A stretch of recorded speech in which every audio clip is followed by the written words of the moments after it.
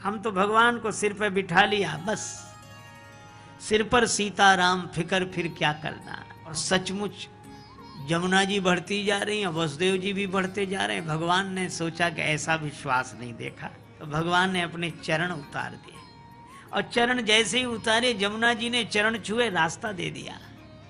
कितना बढ़िया संकेत है कि विधि निषेधमय कलिमल हरणी, यह जमुना जी कर्म की धारा आपके मार्ग में बाधा बने। आप तो इस कर्म, इन सारे कर्मों को भगवान के चरणों में सौंप दो, रास्ता अपने आप मिल जाएगा। और ये कृपा तो देखो, इसीलिए लगता है कि प्रेम का कोई कारण नहीं होता, कोई कारण नहीं। जैसे ही भगवान आगे पहुंचे गोकुल में, तो यशोदा मैया सो रही। ये विलक्षण लीला है कि सोने वाले के पास भगवान पहुंच गए। उस बेचारे को पता ही नहीं है, वह पुकार भी नहीं रहा है, वह साधना भजन भी नहीं कर रहा है, तो सो रहा है। भगवान पहुंच गए और यशोदा जी को सोते देखा। वसुदेव जी ने भगवान को उतार कर यशोदा मैया के पास सुला दिया। एक रात में दो दो जन्म हुए, एक गोकुल में, एक मथुरा में। ये भगवान और भगवान की माया एक साथ जन्म लेते हैं। अज्ञान कब से? जब से ज्ञान, ज्ञान भी अनादि है और अज्ञान भी अनादि है। ये ना समझी हमको अनादिकाल से ही है और ज्ञान भी अनादिकाल से। लेकिन ज्ञान अनादि है और अनंत है, पर अज्ञान अनादि तो है पर अनंत नहीं है। अब भगवान की माया सो रही। वसुदेव जी ने भगवान को सिर से उतार के नीचे रखा, भगवान की माया को सिर पे रख लिया। भगवान श्री कृष्ण रोने लगे। और भगवान को रोना तभी आ जाता है जब कोई भगवान को नीचे उतार कर भगवान की माया को सिरोधार्य कर ले, तो भगवान रोने लगते हैं। और जब भगवान को सिर पर रखा तो चमत्कार क्या हुआ? हथकड़ी, बेड़ी, जेल, पहरेदार, सब से मुक्ति मिल गई। और भगवान की माया को सिर पर रखा तो फिर उसी जेल में, फिर फाटक बंद, फिर पहरेदार जग गए, फिर बेड़ी, हथकड़ी, भगवान को सिर पर। अब यशोदा मैया सो रही हैं और भगवान रोने लगे। मैं क्या बताऊं, ऐसा प्रेम स्वरूप श्री कृष्ण का जो व्यवहारिक रूप है, बड़ा अद्भुत अनोखा। यशोदा मैया सो रही हैं और भगवान रोने लगे। किसी ने भगवान से कहा, क्यों रो रहे हो? भगवान ने कहा कि हमें रोना तभी आ जाता है कि हम बगल में होते हैं और जीव सोता है तो हमें रोना आ जाता है, ये जाग जाए। तो यशोदा मैया नहीं जग रही हैं। भगवान कहते हैं अगर कोई न जगे तो हम तो रोने तक के लिए तैयार हैं, हमारा रोना सुनकर ही जाग जाए तो बड़ा अच्छा हो। और भगवान ने रो रो कर यशोदा मैया को जगाया और बांसुरी बजाकर गोपियों को जगाया और गीता ज्ञान सुनाकर अर्जुन को जगाया। भगवान तो जगाने का ही काम करते हैं। और ऐसे रोए कि यशोदा मैया जाग गई। तुलसीदास जी महाराज को इतना बढ़िया उदाहरण लगा इस कथा का कि वे राम कथा में भी कहते हैं कि हमारी जीव यशोदा हो जाए और राम नाम के 2 अक्षर ये श्री कृष्ण और श्री बलराम हो जाएं। जी है जसोमति हारी हालधर से। अरे बाबा, तो आपने अपनी जेवा को यशोदा मैया क्यों बनाया, कौशल्या जी क्यों नहीं बनाया? तुलसीदास जी बोले इसलिए क्योंकि कौशल्या मैया को बहुत साधना करनी पड़ी है, बड़े नियमों का पालन करना पड़ा है और बड़ी मुश्किल से विधि पूर्वक भगवान मिले हैं उन्हें।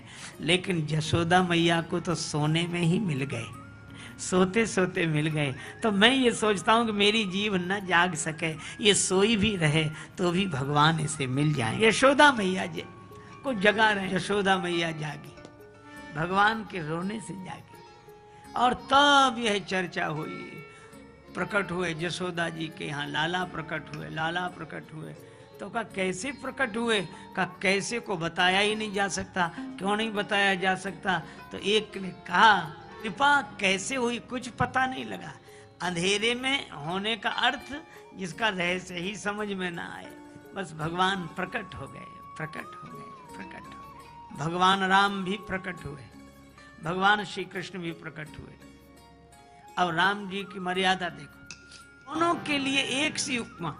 भगवान राम ठुमक चलत रामचंद्र बाजत पैजनिया, और भगवान श्री कृष्ण सूरदास जी महाराज देखते हैं। अब देखो भगवान श्री राम आंगन में खेल रहे हैं, ठुमक चलत रामचंद्र बाजत पैजनिया।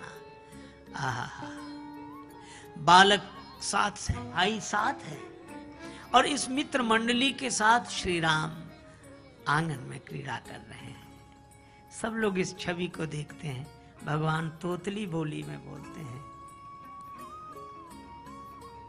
शुरू से ही राम जी का यह सुंदर रूप देखकर सभी आनंदित हैं। दुई दुई दसन दामनी जैसे दम दम दम दम दम के, दुई दुई दसन दामनी जैसे दम दम दम दम दम के, कर कंजन कंचन के कंगना चम चम चम चम चम के, सोहे रुचिरिये मणिमाल कमर कर धनिया, अंगनैया बिहरे राम लला। आंगन में क्रीड़ा कर रहे हैं। आहा, इस छवि को देखकर किसी ने पीली झंगुली भगवान को अर्पण की, किसी ने हीरों का हार, किसी ने रत्न जटित स्वर्ण करधनी, किसी ने पायल माँ कौशल्या को दे दे, लाल जी को पहनाओ, लाल जी को। तुलसीदास जी यह दृश्य देख रहे हैं। तुलसीदास जी ने कहा कि मैं भी कुछ न्यौछावर करना चाहता हूं। भगवान तोतली बोली, बोले बाबा तुम क्या करोगे, बताओ हमें। तुलसीदास जी ने यही कहा, बरदंत की पंगति कुंद कली, अधराधर पल्लव खोलन की, चपला चमके घन बीच जगह, छवि मोतिन माल अमोलन की, घुंघरारी लटें लटके मुख ऊपर, सुंदर लोल कपोलन की। तो न्यौछावरी क्या करोगे? तुलसीदास जी बोले, न्यौछावरी प्राण करें तुलसी, बलि जाऊं लला इन बोलन की। यह आनंद हो रहा है।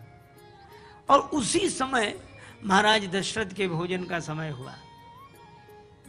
दशरथ जी ने बुलाया, राम जी मेरे साथ भोजन करो। राम जी नहीं गए, नहीं आवत, कहा तो नहीं, पर तज बाल समाजा, बालकों को छोड़कर नहीं जाते। किसी ने राम जी से कहा कि क्यों नहीं जाते, आपके पिताजी बुला रहे हैं। राम जी ने कहा कि पिताजी बुलाते तो एक बार जाने की सोचता भी, पर ये तो राजा साहब बुला रहे हैं। भोजन करत बुलावत राजा।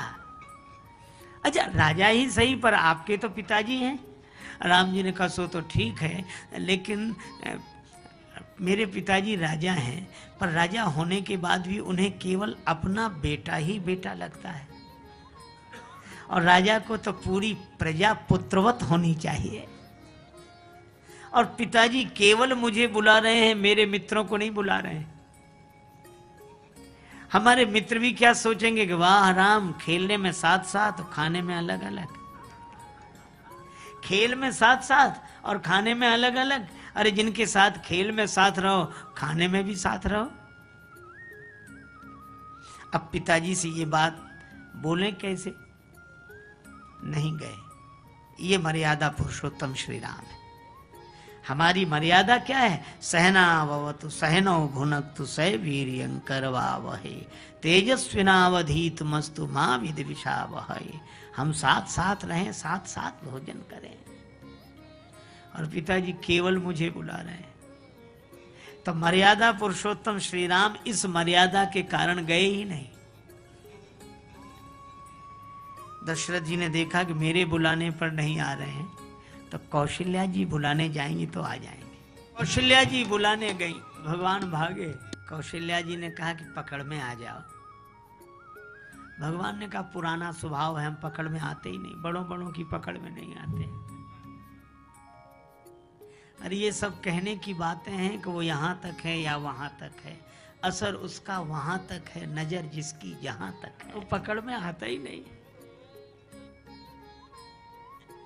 कौशल्या जी ने कहा कि चलो अब तो सगुण साकार हो गए, निर्गुण निराकार रहते तो ना आते पकड़ में, पर सगुण साकार हो गए, अब तो पकड़ में आ जाओ। भगवान ने कहा कि पुराना स्वभाव है, इसलिए सगुण साकार होने के बाद भी कुछ तो बना ही रहता है। पर कौशल्या जी ने पकड़ लिया। देखो कितनी अद्भुत लीला है। पालनहार को पकड़ लिया और जो किसी की पकड़ में ना आवे, इजहार विविध भांति सो दुलार, तन मन धन बारी बारी कहत मृदु बचनिया।